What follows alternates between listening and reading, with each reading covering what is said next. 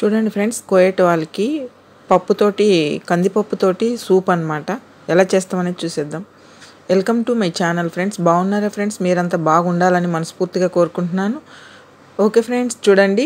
అలాగే కందిపప్పు అయితే 1/4 కేజీ పైనే తీసుకున్నాను ఫ్రెండ్స్. బాగా కందిపప్పుని నీట్గా శుభ్రంగా ఒక 2-3 సార్లు కడిగేసుకున్నాము. ఇక్కడ కోయేట్లో కందిపప్పు ఎర్ర కందిపప్పు అయితే ఉంటుంది ఫ్రెండ్స్.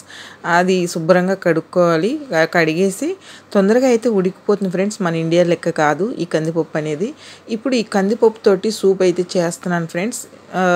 ఎలా చేస్తాననేది వీళ్ళు చాలా రోజు వారంలో ఒకసారైనా తింటారనమాట. ఈ సూప్ని బ్రెడ్ అద్దుకొని తింటారు. తర్వాత అలాగే స్పూన్ తోటి తాగుతారనమాట. అది ఎలా చేస్తామనేది చూసేద్దాం ఫ్రెండ్స్. చూసే ముందు చిన్న రిక్వెస్ట్ ఫ్రెండ్స్, మన వీడియో చూసే వాళ్ళు ఇంతవరకు లైక్ ఇకపోతే కనుక ఒక లైక్ ఇచ్చి వీడియో చూడండి ఫ్రెండ్స్. మీరు ఇచ్చే లైక్ వల్ల ఎంతో సపోర్ట్ ఇచ్చిన వాళ్ళు అవుతారు. నా వీడియో ఇంకొంతమంది చూడడానికి అయితే అవకాశం ఉంటుంది. ఫస్ట్ టైం మన ఛానల్ని చూస్తున్నట్టయితే తప్పకుండా సబ్స్క్రైబ్ చేసుకోండి. పక్కనే మన గంట సింబల్ క్లిక్ చేసి ఆల్ అనే దాన్ని క్లిక్ చేశారంటే నేను ఏ వీడియో పెట్టినా మీకు ముందుగా నోటిఫికేషన్ వస్తుంది.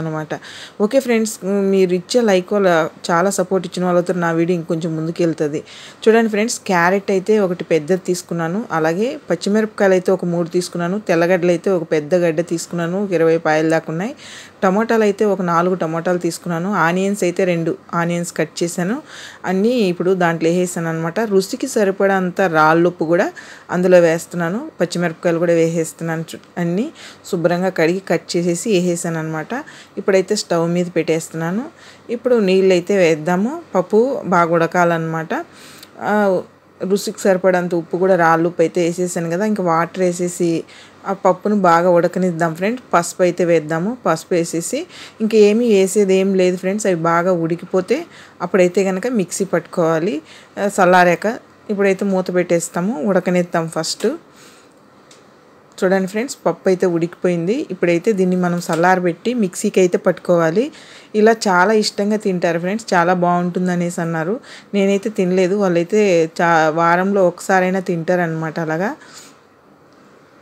చూడండి, ఇప్పుడైతే మిక్సీ అయితే పడుతున్నాను. మిక్సీ పట్టేసుకొని ఇంకా గిన్నెలో వేసేసుకొని మళ్ళీ ఉడికిన గిన్నెలోనే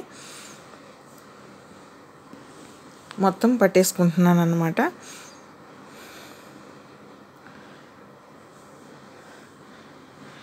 అలాగే పప్పు మొత్తం పట్టేసి ఒక 1/4 కేజీకి పైనే వేసాను కదా ఫ్రెండ్స్. చాలామంది ఉన్నారు కదా, అందుకనేసి ఇంట్లో అందరికీ జ్వరాలు ఫ్రెండ్స్. మా ఇంట్లో మొత్తానికి ఫ్యామిలీ జ్వరాలు అనమాట.